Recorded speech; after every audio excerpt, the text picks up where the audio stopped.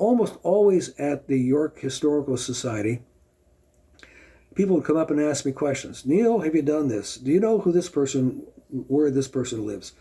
Or how do you do what you do? I'm an ordained Lutheran pastor, and in 1982 I was called to a cooperative parish in southern York County. In this instance, it was a Lutheran and United Church of Christ congregation, both worshiping in the same building, and for this circumstance, with one pastor for both congregations.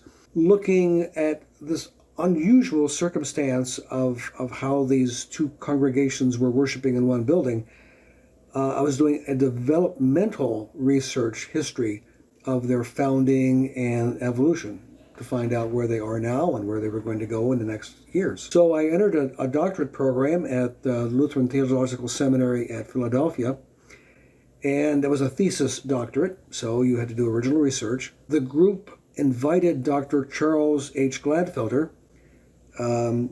professor of history at Gettysburg College, to be part of that thesis review committee. And Charles literally demanded that I research where the original settlers, members of the church, lived in proximity to the church. And so he showed me how to draw a survey. So that was step one. Step two was, well, where do you find these surveys that are somehow oriented or conducted with the name? And he said, there's two places you want to go. The first is the York Historical Society, which was the name in 1986. And the second is the Pennsylvania Archives in Harrisburg, downtown. There's always fits and starts as you learn how to do this research. And so over a period of time, I learned how to do that. And within maybe 4 months, I had the church location surrounded with many of the early members of the church. Now, when you look at those old surveys from the 18th century, on the margins outside the survey, often they'll show the neighbor name. Who has the next plantation over?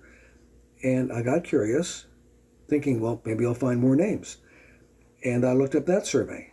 And then further, I looked up their neighbors, until I had a sheet that was about 16 by 20 filled with surveys with people who had taken up first owner lands, first settlers in the very southern reaches of Cadorus Township, York County. I bumped into the Hively first immigrant ancestor.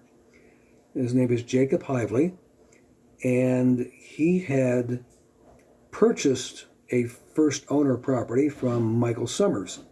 Jacob Hively bought it in 1765 and lived there for 21 years until he died in 1786. And so literally to find the first ancestor, my branch of the Hiveleys all are in Lycoming County, upper Susquehanna region, north central Pennsylvania. None of us knew about the York County connection. For all those who look at their lives and the lives of those who may come before them, that help us make who we are today.